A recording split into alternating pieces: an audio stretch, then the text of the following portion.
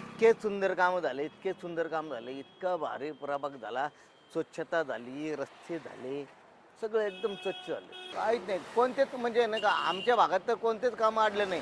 म्हणजे नाही का असं पाणी अडतं, नडतं असं कोणतंच नाही. कधीच नाही. गटारीचं काम नाही किंवा रस्त्याचं काम नाही किंवा पाण्याचा प्रश्न नाही.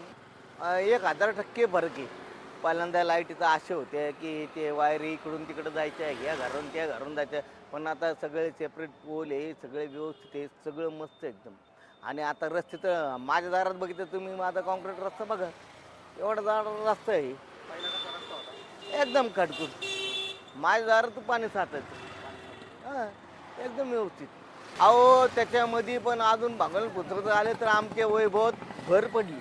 माझंच नाही, माझ्या भागातल्या सगळ्या लोकांचा पाठिंबा असणार आणि 100%.